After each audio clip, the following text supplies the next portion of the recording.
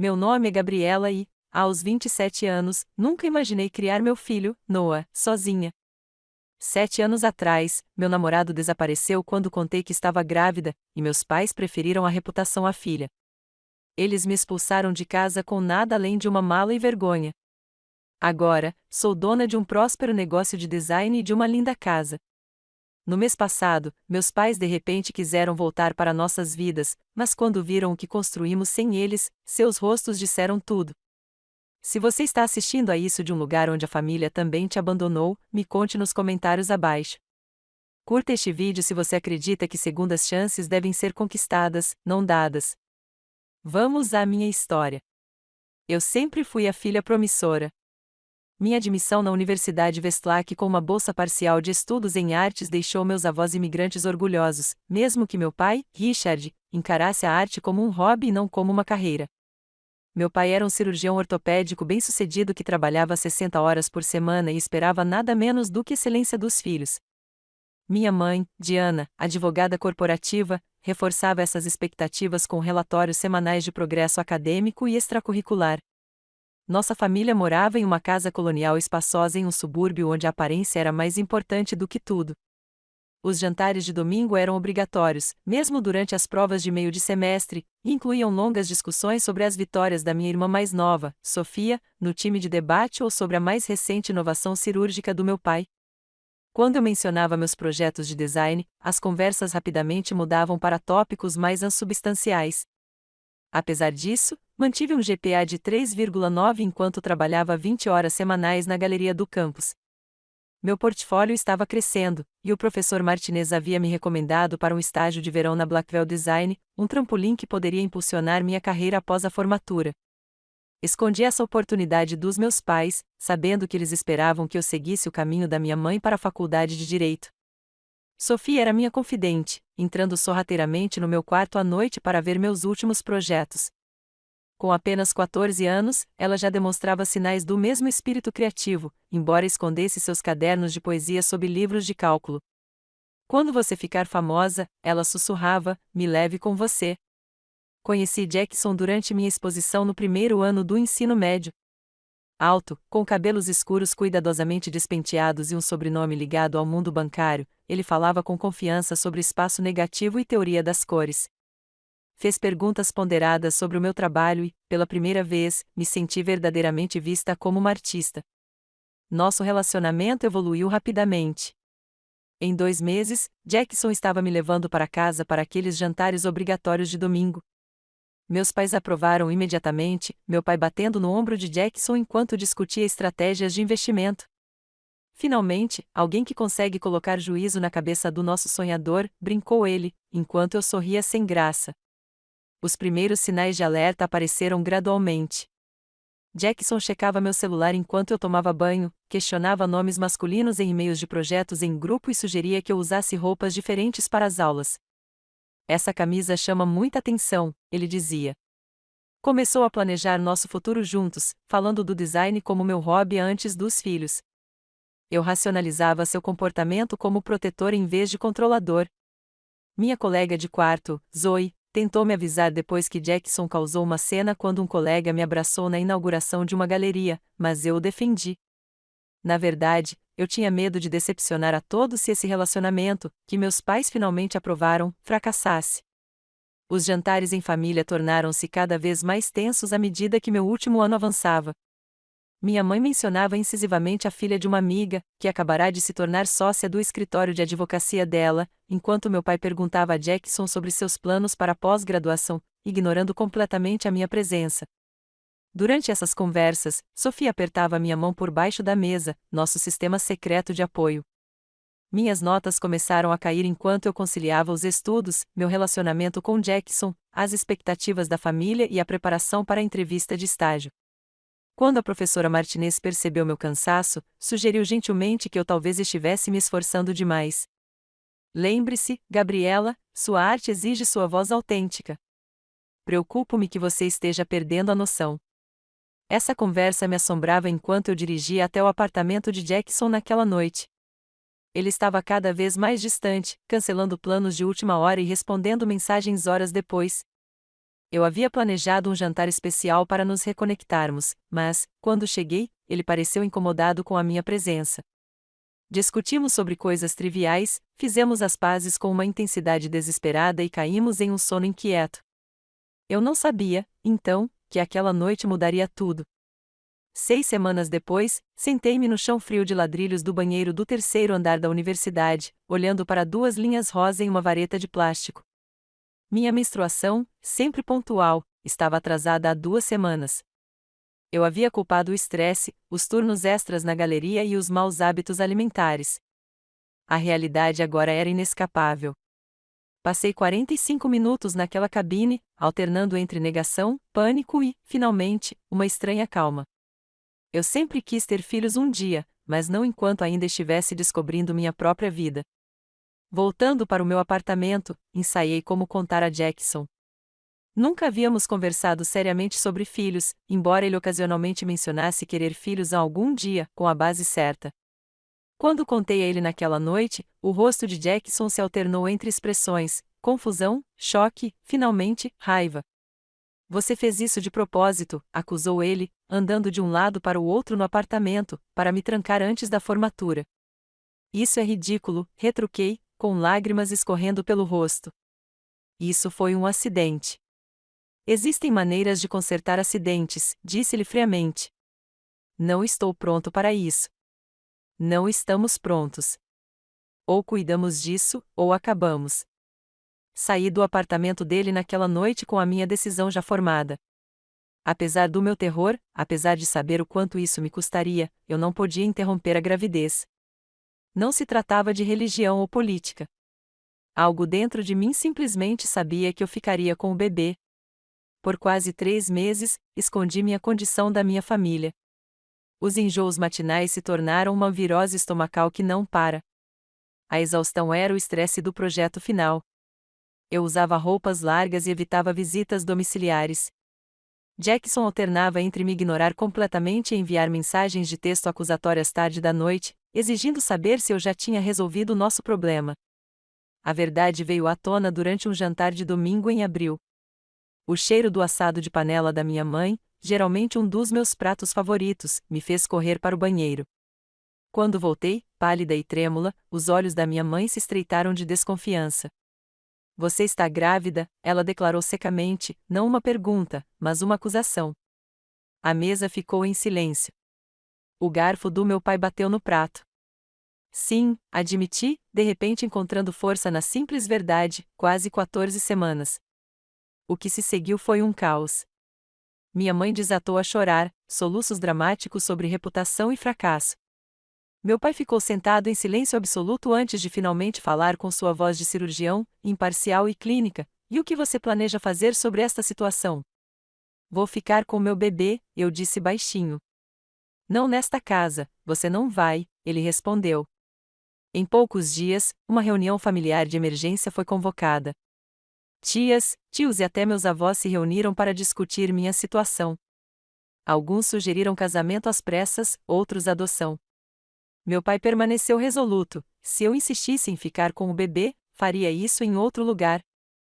Minha mãe oscilava entre apelos chorosos para pensar no seu futuro e cálculos frios de como isso afetaria as inscrições de Sofia para a faculdade em 3 anos. Enquanto isso, Jackson estava ocupado espalhando sua versão dos acontecimentos pelo campus. Segundo ele, eu o havia encurralado, recusado soluções razoáveis e agora estava tentando destruir seu futuro. Os amigos pararam de responder minhas mensagens. Projetos em grupo viraram exercícios de isolamento. Minha orientadora acadêmica sugeriu uma licença depois que adormeci durante uma apresentação crucial. Sua situação é difícil, disse ela cuidadosamente. Talvez retomar os estudos depois seja mais sensato. Saí da sala dela sabendo que o ano depois talvez nunca chegasse. Durante todo esse tempo, Sofia continuou sendo minha única aliada. Ela trazia comida saudável escondida para o meu quarto, depois de pesquisar sobre nutrição pré-natal na internet. Eles vão mudar de ideia, prometeu, embora sua voz carecesse de convicção. Assim que virem o bebê, vão se apaixonar, como nos filmes. O confronto final aconteceu com 18 semanas de gravidez. Minha mãe descobriu vitaminas pré-natais no meu banheiro. Naquela noite, meus pais apresentaram um ultimato unânime: entregar o bebê para adoção e retomar meus estudos, ou sair de casa. Você está jogando fora tudo pelo que nos sacrificamos, disse meu pai. Um erro é compreensível. Arruinar sua vida por causa disso é imperdoável. Este bebê não é um erro, respondi, cobrindo minha pequena barriga com a mão protetora. Então você fez sua escolha, disse ele, indo embora. Você tem até o final da semana. Naquela noite, enquanto a casa dormia, coloquei tudo o que coube no meu Honda Civic usado: roupas, meu laptop, materiais de arte e a pequena caixa de joias com o colar da minha avó. Escrevi uma carta para meus pais, tentando explicar minha decisão, mas deixando a porta aberta para a reconciliação. Para Sofia, deixei um bilhete separado com meu endereço de e-mail, dizendo que sempre seria sua irmã. Antes do amanhecer, saí de ré da garagem da casa da minha infância, sem saber quando ou se algum dia voltaria. Dirigir para longe do único lar que eu já conhecera foi surreal. Os postes de luz iluminavam ruas suburbanas vazias enquanto o céu clareava para um azul claro. Eu tinha $820 na minha conta corrente, meio tanque de gasolina e nenhum destino. Minha primeira parada foi em um restaurante de beira de estrada para tomar café da manhã e organizar meus pensamentos. A realidade da minha situação se instalou enquanto eu revisava minhas opções entre ovos e torradas. Eu não podia voltar para a moradia no campus, pois já havia recebido um e-mail sobre violações de conduta depois que Jackson falou com o diretor de moradia. A maioria das minhas amigas morava em casas de irmandade ou apartamentos compartilhados, sem espaço para uma colega de quarto grávida. Eu não tinha direito a auxílio financeiro suficiente para cobrir a moradia fora do campus, tendo sempre dependido de morar em casa. Usei o Wi-Fi do restaurante para procurar um motel acessível e encontrei um a 48 quilômetros de distância que oferecia diárias semanais. Por 7 dias, esse se tornou meu endereço temporário enquanto eu me candidatava a empregos e moradia. Todas as manhãs, eu vestia minhas roupas mais formais, não de maternidade, e visitava condomínios, apenas para ser rejeitada devido à minha falta de emprego e à gravidez aparente. Precisamos de comprovante de renda 3 vezes maior que o valor do aluguel, explicava cada administrador, com os olhos fixos na minha barriga, e um avalista. No 6º dia, com as verbas diminuindo e o desespero crescendo, expandi minha busca por emprego para além de cargos relacionados a design. No LYS Diner, nos arredores da cidade, conheci Marge, uma gerente de 60 e poucos anos com tatuagens desbotadas e olhar penetrante.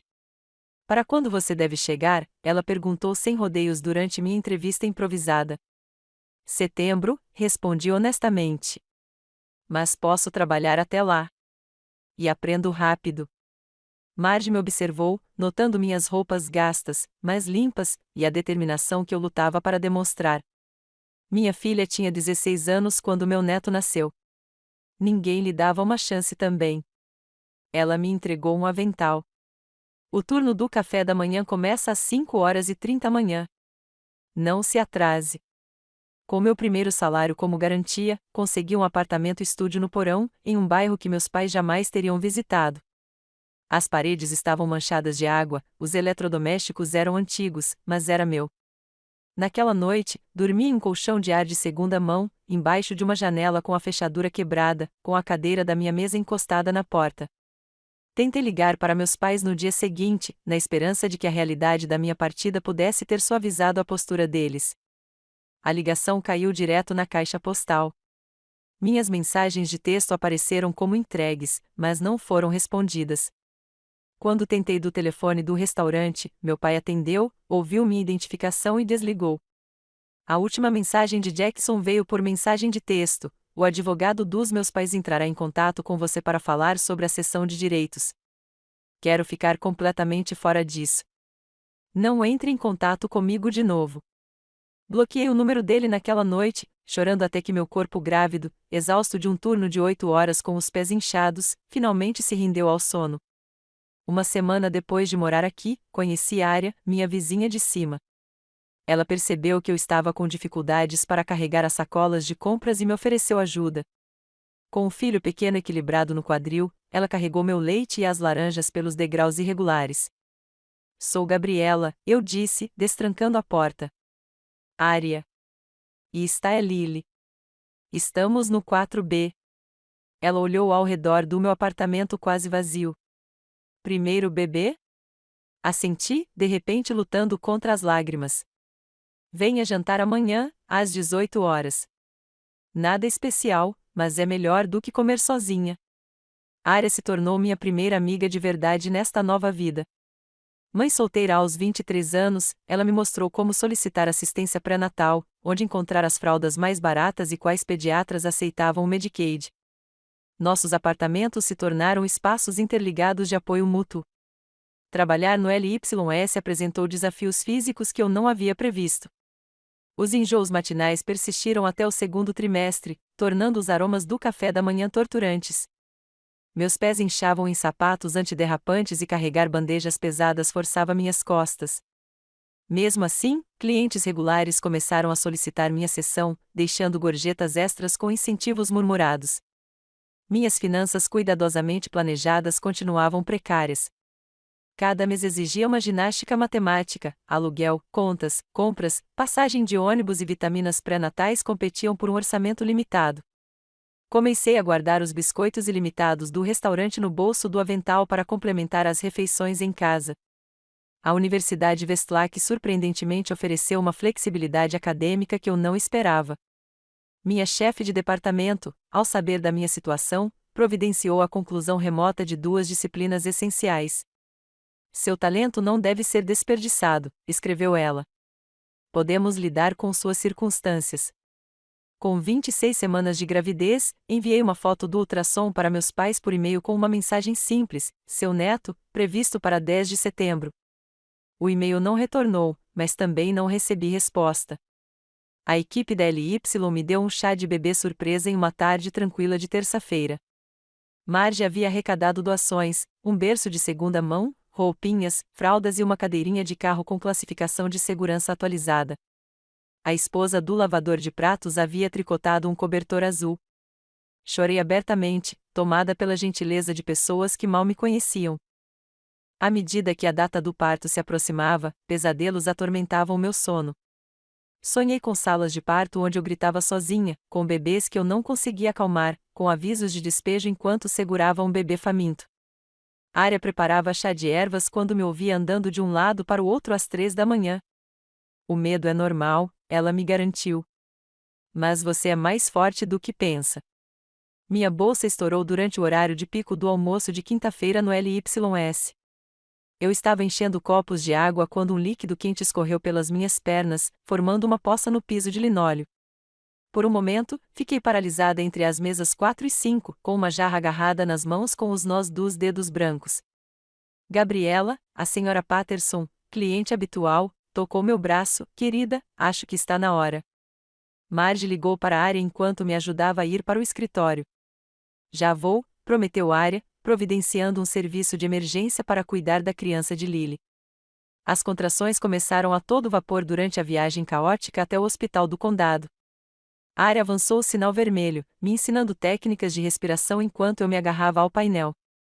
Lembre-se, ela dizia a cada sinal, cada contração a deixa mais perto de conhecer seu bebê. O trabalho de parto durou 20 horas. Sem família ou parceiro, eu dependia de enfermeiras em rodízio diária, que ficou até que a exaustão a obrigasse a voltar para casa, para Lily.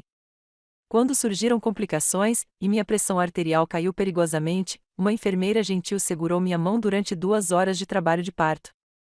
Noah James nasceu às 4h17, pesando 3,2 kg. Quando o médico colocou no meu peito, seu peso quente e seu olhar penetrante redefiniram instantaneamente meu mundo. Olá, sussurrei para seu rosto enrugado. Conseguimos.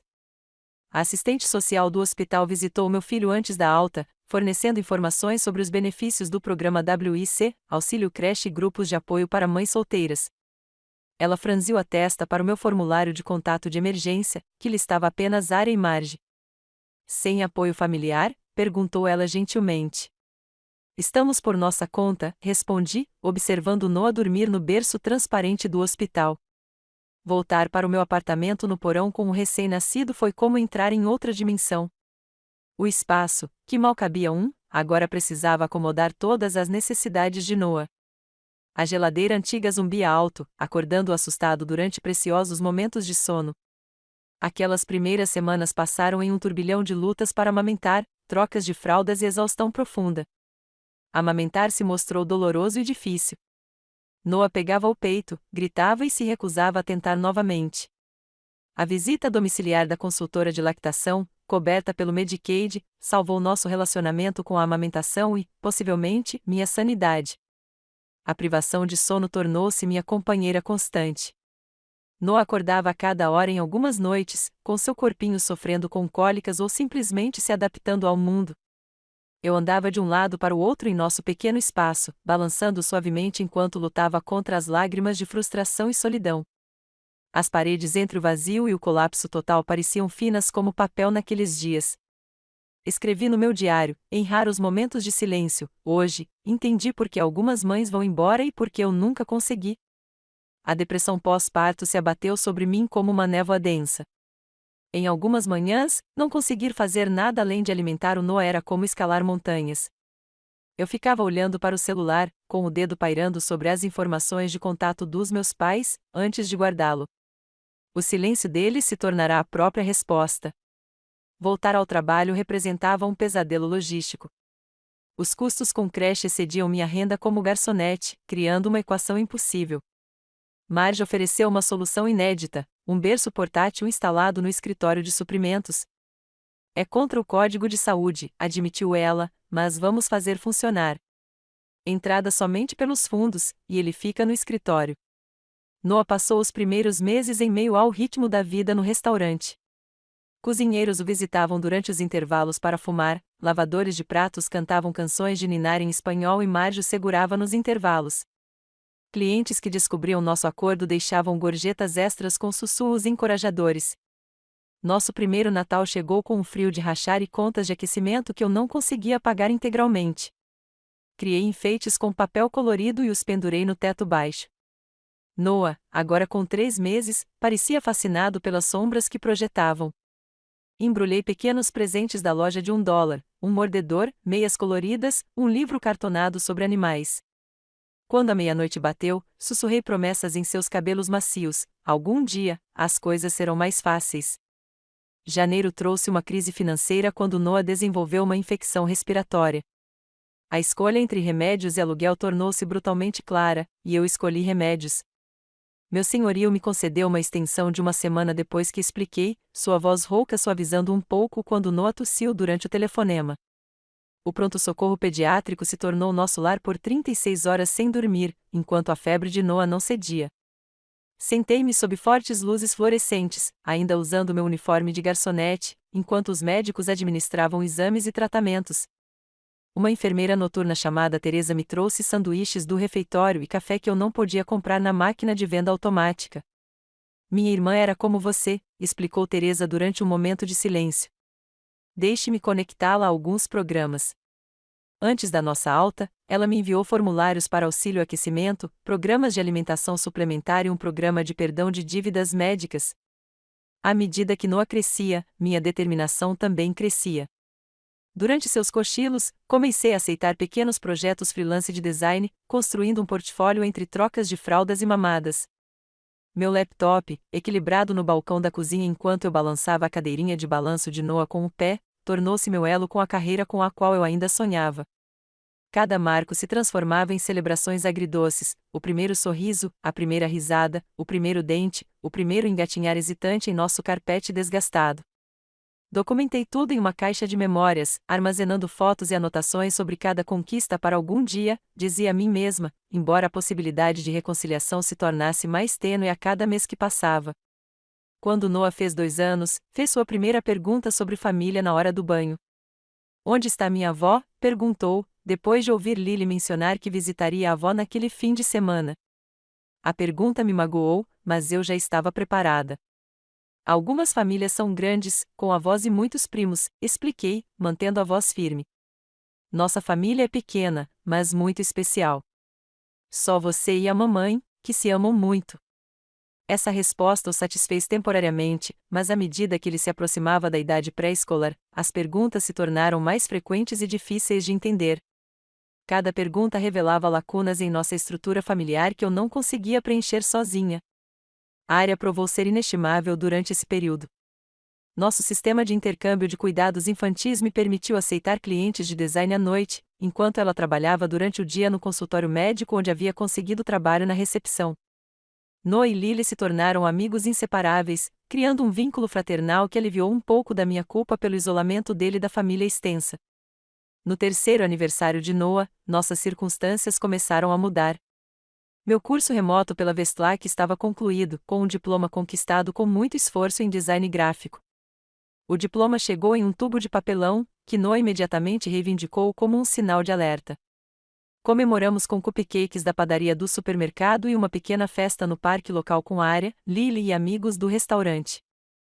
Meu negócio de design freelancer, construído em momentos de folga entre os turnos de garçonete, havia crescido o suficiente para exigir organização. Criei um site com projetos concluídos para empresas locais, muitas vezes com grandes descontos, para construir meu portfólio. Esses primeiros clientes, dispostos a se arriscar com um designer desconhecido, tornaram-se a base da minha rede profissional. A virada veio inesperadamente através das mídias sociais. Um logotipo que criei para uma cafeteria local foi compartilhado por um executivo de marketing visitante que me contatou para um trabalho freelancer para sua agência. O projeto pagou mais de um mês de garçonete, permitindo-me reduzir meu horário de atendimento e me concentrar em construir minha base de clientes. Noah começou a pré-escola 3 manhãs por semana em um centro comunitário de escala móvel. No primeiro dia, ele se agarrou às minhas pernas, com lágrimas escorrendo pelo rosto enquanto implorava para não ser deixado. A ansiedade da separação era como uma dor física para nós dois. Fiquei sentada no meu carro por 20 minutos depois de deixá-lo, lutando contra a vontade de resgatá-lo. Quando voltei, 3 horas depois, ele estava pintando em um cavalete, conversando alegremente com um menino com uma camiseta de dinossauro. Ele se saiu muito bem depois dos primeiros 30 minutos, garantiu a professora. Um garotinho criativo. À medida que meu negócio crescia, nos mudamos do nosso apartamento no porão para uma unidade de um quarto em um bairro mais seguro. Noah ficou com o quarto com espaço para uma cama de criança e brinquedos. Transformei metade da sala de estar em meu espaço de trabalho com uma escrivaninha comprada em uma loja de materiais de escritório usados. O grupo de pais da pré-escola do Noah me apresentou a outros pais solteiros que enfrentavam desafios semelhantes. Formamos uma rede de apoio, compartilhando os cuidados com as crianças durante os dias de doença, trocando roupas que não serviam mais e oferecendo apoio emocional durante os momentos difíceis da criação dos filhos. Pela primeira vez desde o nascimento do Noah, me senti parte de uma comunidade em vez de isolada. Meu trabalho de design recebeu uma exposição inesperada quando a reformulação da marca de um restaurante que realizei foi destaque em um blog de culinária popular. A publicação viralizou na comunidade empresarial da nossa cidade, atraindo consultas de empresas estabelecidas dispostas a pagar preços profissionais. Aumentei meus preços, criei contratos adequados e abri uma conta bancária empresarial.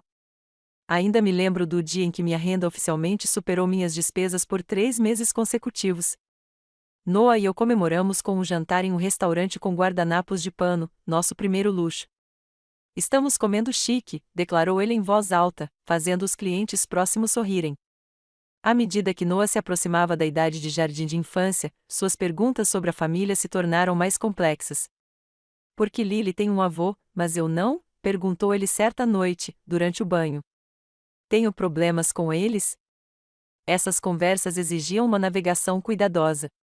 Eu nunca quis sobrecarregá-lo com realidades adultas, mas a desonestidade construiria alicerces doentios.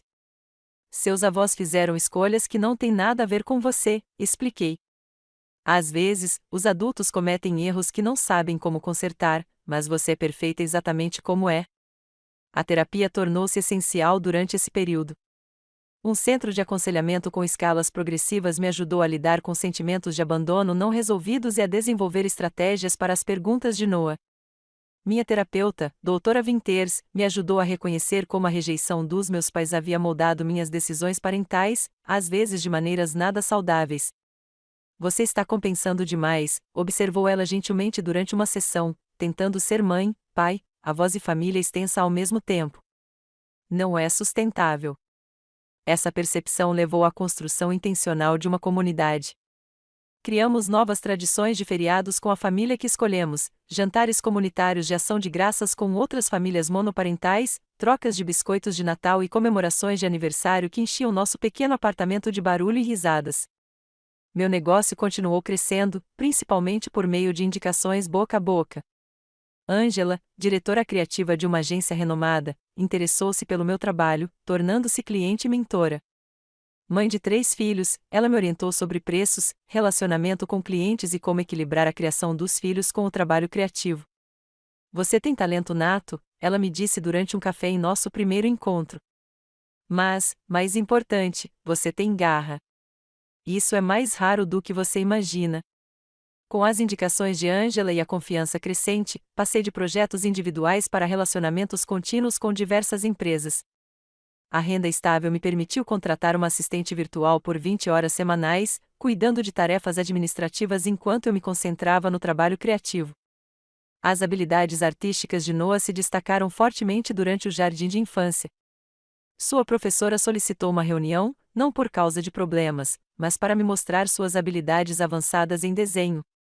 Ele tem uma noção espacial e uma compreensão de cores excepcionais para a idade dele, explicou ela, mostrando seus desenhos detalhados de dinossauros. Eu recomendo cultivar esse talento. Essa conversa motivou uma visita ao Centro de Arte Infantil para aulas de fim de semana. Observando Noah curvado sobre o jornal, com a língua para fora, concentrado, me reconheci na idade dele. O espírito criativo que meus pais haviam descartado como impraticável havia encontrado nova vida em meu filho. No 6º aniversário de Noah, meu negócio havia crescido o suficiente para exigir um espaço dedicado. Aluguei um pequeno escritório em um prédio industrial reformado, decorando com móveis encontrados em leilões de móveis e restaurados durante projetos de fim de semana. O dia em que pendurei o logotipo da minha empresa na porta pareceu surreal, um marco que eu antes considerava impossível como mãe solteira que começava do zero. Naquele mesmo mês, me qualifiquei para um financiamento de veículo, substituindo nosso carro usado, que não era confiável, por um modelo mais novo, com ar-condicionado funcionando e recursos de segurança atualizados. Noah apelidou de a nossa nave espacial por causa da cor prata e da suavidade de rodar em comparação com o nosso antigo veículo. A estabilidade financeira permitiu um planejamento antes inimaginável, um fundo de emergência, uma poupança para a educação de Noah e, eventualmente, um fundo de entrada para uma casa própria. Cada entrada, por menor que fosse, representava uma segurança que antes parecia completamente inalcançável.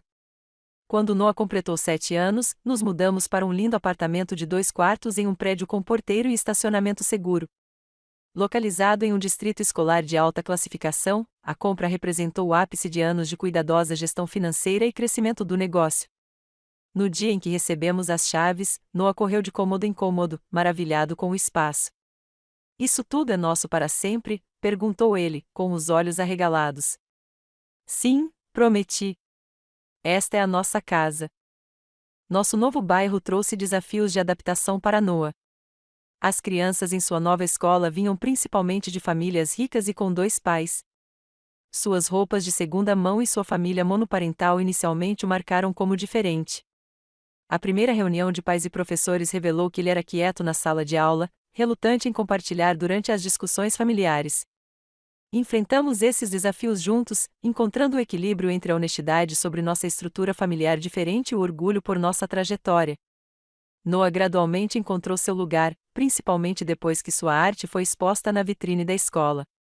Seus professores reconheceram e nutriram suas habilidades criativas, proporcionando o incentivo acadêmico que me faltou quando criança. Nosso apartamento aos poucos se transformou em um verdadeiro lar, com paredes repletas de obras de arte de Noah e móveis escolhidos por conforto e não por necessidade.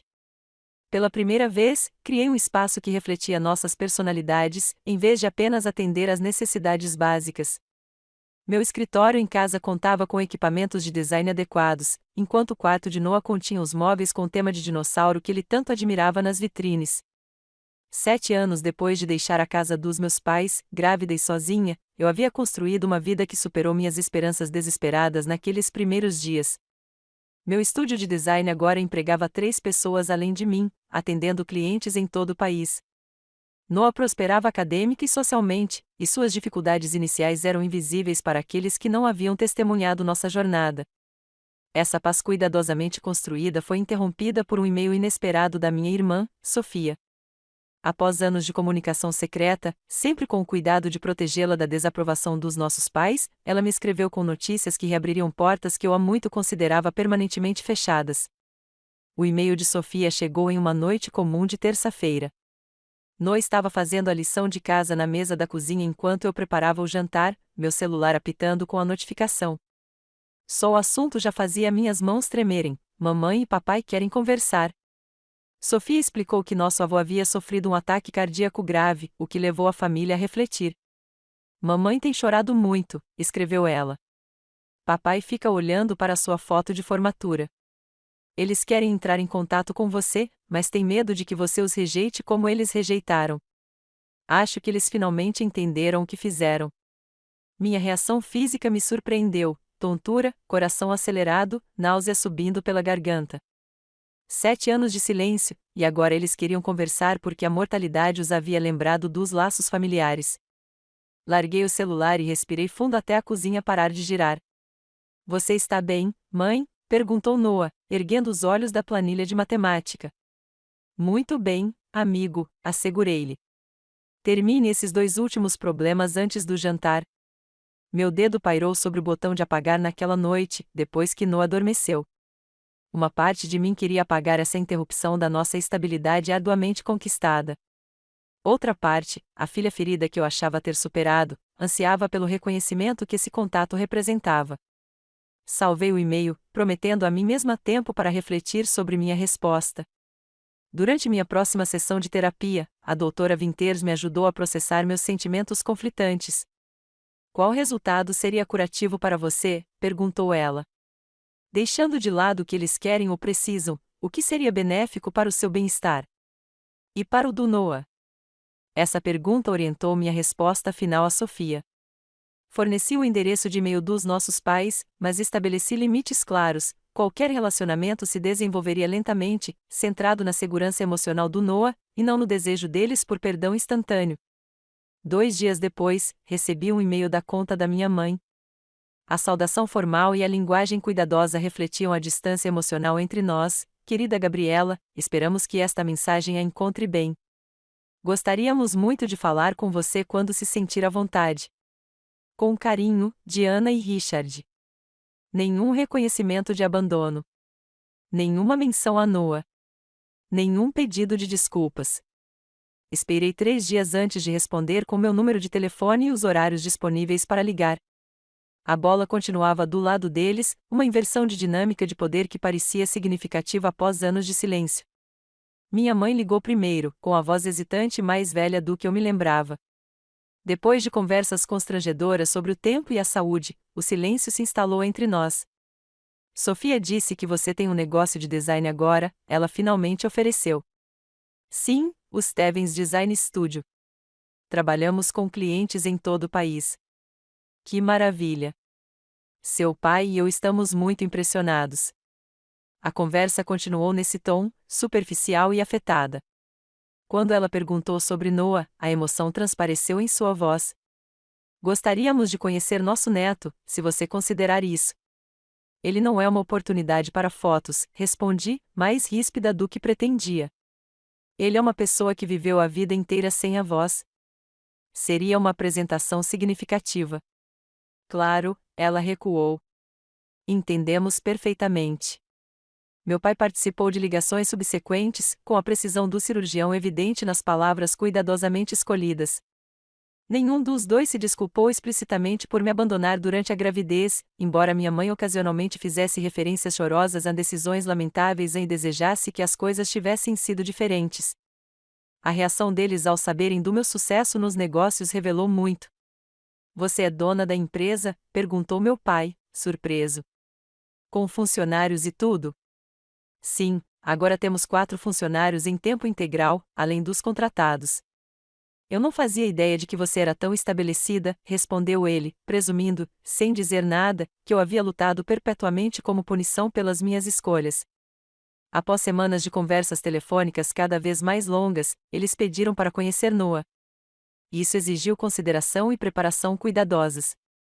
Consultei o terapeuta de Noah sobre a abordagem mais saudável, querendo protegê-lo de possíveis decepções e, ao mesmo tempo, permitir que possíveis relacionamentos se formassem. O que você acha de conhecer seus avós? Perguntei a Noah durante nosso café da manhã especial de panquecas no sábado de manhã. Eles moram a algumas horas de distância e gostariam de conhecê-lo. Ele considerou isso com a consideração que lhe era característica. Eles são legais? Podem ser, respondi honestamente. Eles cometeram erros no passado, mas querem ser melhores agora. Eles gostam de dinossauros? Perguntou ele, prático como sempre. Não tenho certeza. Você poderia perguntar a eles. Combinamos um encontro em um local neutro, um parque com playground, onde Noah pudesse se refugiar caso a interação se tornasse insuportável. Preparei-o com informações básicas, enfatizando que ele poderia abandonar a conversa a qualquer momento que se sentisse desconfortável. Sofia chegou primeiro, correndo para me abraçar com lágrimas escorrendo pelo rosto. Aos 21 anos, ela havia se tornado uma jovem equilibrada, dedicada à advocacia ambiental. Eles estão nervosos, sussurrou. Papai trocou de gravata 3 vezes. Observando meus pais se aproximando pelo parque, fiquei impressionada com o quanto eles tinham envelhecido. O cabelo do meu pai estava completamente grisalho, e seu passo confiante agora era medido e cuidadoso. Minha mãe parecia menor, com suas roupas de grife penduradas em um corpo mais magro. Noah se encostou na minha perna, subitamente tímido, apesar de semanas de perguntas curiosas sobre aqueles estranhos chamados avós. O cumprimento inicial foi constrangedor, apertos de mão e sorrisos hesitantes, todos hiperconscientes do peso emocional daquele momento. Noah finalmente se animava o suficiente para mostrar ao meu pai seu livro sobre dinossauros, explicando solenemente as diferenças entre carnívoros e herbívoros. Minha mãe observava com indisfarçável desejo, claramente querendo abraçá-lo, mas respeitando os limites que eu havia estabelecido. Depois de 1 hora, enquanto Noah brincava no balanço com Sofia, minha mãe se virou para mim com lágrimas nos olhos. Ele é maravilhoso, Gabriela. Você fez um trabalho incrível com ele. Sim, fiz, concordei, nem hostil nem particularmente afetuoso, apesar de tudo. A reunião terminou com planos preliminares para outra visita, desta vez incluindo um almoço em um restaurante escolhido por Noah. Enquanto caminhávamos para nossos carros separados, meu pai hesitou antes de perguntar: seria possível, algum dia, vermos onde você mora, para entendermos melhor sua vida? O pedido me surpreendeu. O interesse deles pela nossa casa parecia intrusivo e uma tentativa genuína de nos conhecer. Após considerarmos, concordei com uma breve visita no mês seguinte, definindo prazos e expectativas claras. Preparar-me para esta visita domiciliar provocou uma ansiedade inesperada. Vi-me a limpar obsessivamente o nosso apartamento já arrumado, a reorganizar obras de arte e a questionar as escolhas de decoração. A doutora Winters ajudou-me a reconhecer este comportamento como uma busca pela aprovação parental de que já não precisava. A sua casa reflete o seu sucesso, lembrou-me ela.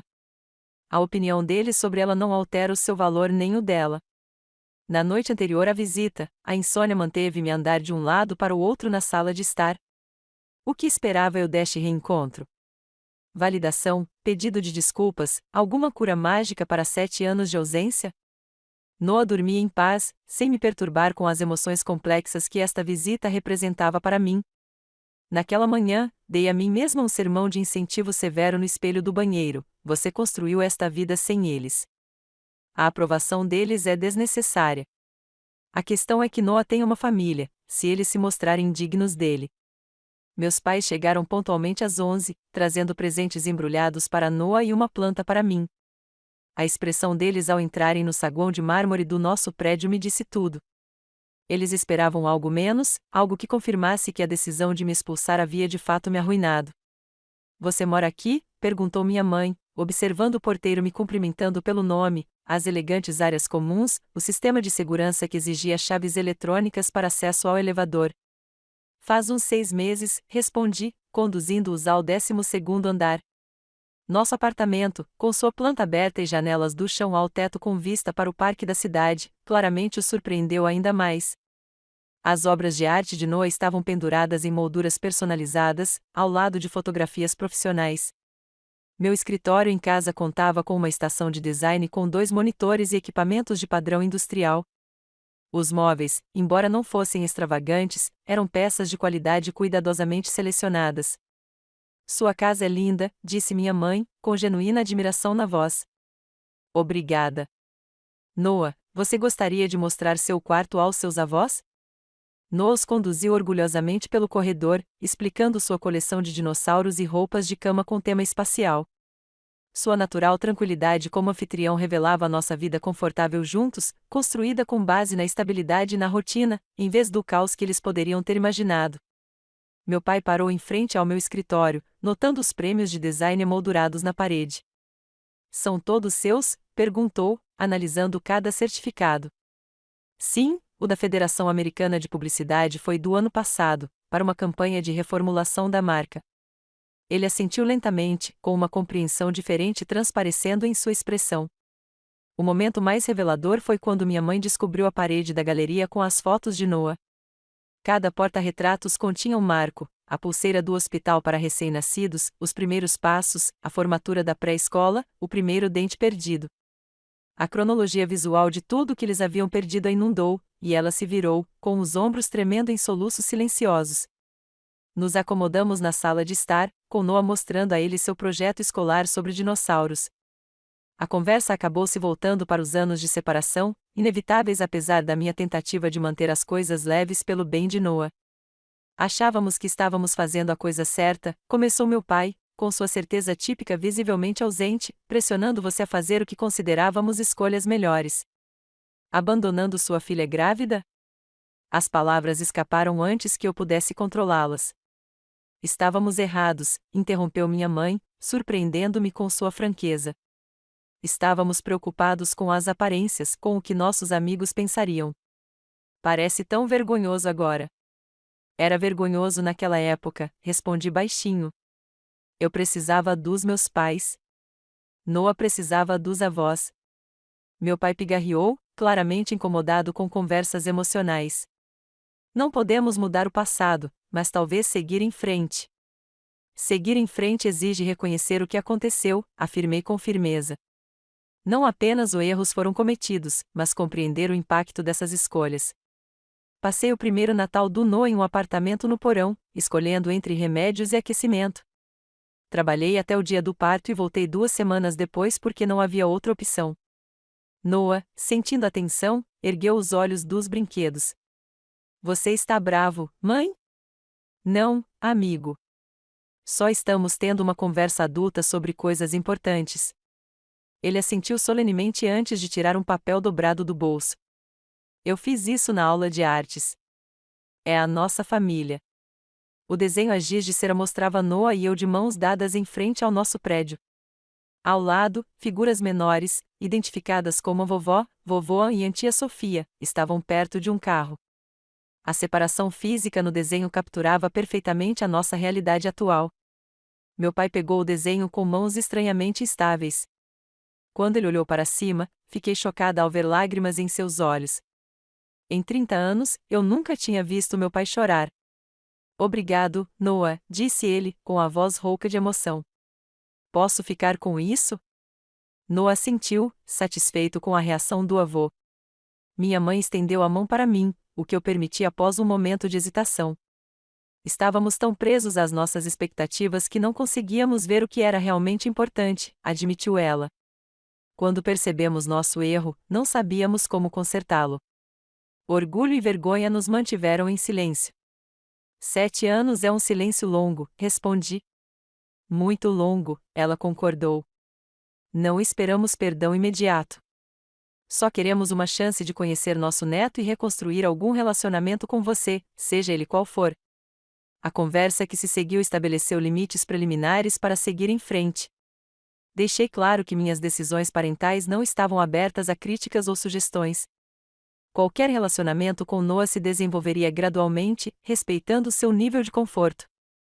Mais importante ainda, eles precisavam demonstrar consistência em vez de esperar uma dinâmica de reunião familiar imediata. Também precisaríamos de terapia familiar antes que as visitas regulares se estabelecessem, expliquei. Não se trata apenas de reencontros felizes. Há um trabalho de reparação significativo necessário. Meu pai, tipicamente resistente a qualquer coisa relacionada à terapia, assentiu em concordância. Custe o que custar. Noah, com a compreensão intuitiva de uma criança sobre as correntes emocionais subjacentes, aproximou-se do meu pai com um livro sobre dinossauros. Quer ler comigo, vovô? A simples pergunta continha possibilidades que visivelmente comoveram meu pai. Ele assentiu, dando um tapinha no sofá ao seu lado. Enquanto Noah se acomodava ao lado dele, começando uma explicação sincera sobre pterodáctilos, testemunhei a primeira tentativa de ponte sobre 7 anos de ausência. Antes de partirem, dei-lhes dever de casa, escrever cartas explicando a perspectiva deles sobre o ocorrido, reconhecendo o impacto de suas escolhas e expressando o relacionamento que esperam construir daqui para frente. Não cabe a mim criticar, expliquei. Para você esclarecer seu próprio entendimento e intenções. Depois que partiram, Noah e eu nos sentamos na varanda com sorvete, discutindo suas impressões. O vovô sabe muito sobre ossos de dinossauro, relatou ele. Ele conserta ossos de pessoas no trabalho dele. O que você achou de conhecê-los? Perguntei com cuidado. Ele refletiu sobre isso, com a colher a meio caminho da boca. Eles pareciam tristes e felizes ao mesmo tempo. A vovó ficava olhando muito para suas fotos. Eles perderam muito tempo conosco, expliquei. Eles estão tristes com isso agora. Eles podem voltar às vezes, se forem gentis? Veremos, respondi honestamente. Estamos dando pequenos passos. Nas semanas seguintes, a comunicação continuou por meio de ligações, e-mails e cartas. Suas reflexões escritas revelaram uma compreensão mais profunda do que eu esperava, particularmente o reconhecimento do meu pai de suas expectativas rígidas e da incapacidade de se adaptar quando a vida não seguia seu caminho prescrito. Nossa primeira sessão de terapia familiar foi previsivelmente difícil. O terapeuta, Dr. Michaels, lidou habilmente com ressentimentos não expressos e respostas defensivas. Minha mãe chorou durante a maior parte da sessão, enquanto meu pai se esforçou para expressar emoções sem distanciamento clínico. A recuperação do distanciamento não é linear, explicou o Dr. Michaels. Haverá progressos e retrocessos. O objetivo não é uma resolução perfeita, mas sim padrões mais saudáveis no futuro. Esse se tornou nosso mantra ao longo dos meses subsequentes de reconstrução de conexões provisórias. Algumas visitas terminavam em tensão, com velhos padrões ressurgindo momentaneamente. Outras trouxeram momentos genuínos de conexão, principalmente entre Noah e seus avós. A lição mais poderosa emergiu gradualmente: a família pode ser tanto escolhida quanto biológica. A rede de apoio que construí durante nossos anos sozinha permaneceu essencial, não substituída pela reconciliação, mas complementada por ela. Arya e Lily compareceram ao 8º aniversário de Noah junto com meus pais e Sofia, representando todo o espectro de pessoas que o amavam. Descobri que o perdão não era um momento único de absolvição, mas um processo contínuo que me beneficiava mais do que a eles. Liberar a raiva que eu carregava há anos criou espaço para novas dinâmicas de relacionamento, embora a confiança tenha se reconstruído muito mais lentamente do que havia sido quebrada. Para Noah, essas conexões expandidas proporcionaram algo que eu não poderia dar sozinha, uma sensação de família e história estendidas. Vê-lo aprender sobre a carreira médica do avô ou o campeonato de tênis universitário da avó preencheu lacunas em sua identidade que eu não havia reconhecido até que fossem abordadas. Um ano após nosso primeiro reencontro, convidei meus pais para a exposição de arte da escola de Noah, onde sua pintura de paisagem havia ganhado um prêmio distrital. Vê-los se apresentarem orgulhosamente como a voz de Noah para outras famílias representou um momento de ciclo completo que nenhum de nós havia imaginado ser possível durante aqueles primeiros anos de silêncio. Naquela noite, depois que Noah adormeceu, meu pai fez a pergunta que claramente o incomodava há meses: como vocês fizeram isso? Construíram tudo isso do nada? Um dia de cada vez, respondi simplesmente. Com a ajuda de pessoas que apareceram quando minha família não apareceu. Ele assentiu, aceitando tanto a verdade quanto a dor persistente que ela carregava. A jornada do abandono à reconciliação me ensinou lições sobre resiliência que eu jamais teria aprendido em circunstâncias mais fáceis. Descobri uma força que eu nem sabia que possuía, construí uma carreira que meus pais antes consideravam impraticável e criei um filho compassivo, apesar de não ter um modelo parental a seguir. Mais importante ainda, aprendi que a rejeição dos outros não determina o nosso valor. As opiniões que antes pareciam tão cruciais, a aprovação que eu buscava desesperadamente, acabaram não tendo poder sobre a vida que criei. A família que não aceitou minha gravidez perdeu a oportunidade de testemunhar a pessoa linda que Noah se tornou e a mulher que me tornei por amá-lo. Se você está assistindo a isso e enfrentando a mesma rejeição daqueles que deveriam apoiá-lo, saiba disso: você pode escrever uma história diferente daquela que os outros tentam lhe atribuir. O caminho não será fácil, mas com determinação e o apoio certo, você pode construir algo belo a partir da dor. Você já passou por um afastamento ou reconciliação familiar? Compartilhe sua história nos comentários abaixo. Se isso ressoou com você, inscreva-se para ouvir mais histórias de resiliência e cura. Curta este vídeo se você acredita em segundas chances conquistadas por meio de mudanças genuínas, em vez de obrigação. Obrigada por testemunhar minha jornada, e lembre-se, a família que mais importa é aquela que está presente, seja ela ligada por sangue ou por escolha.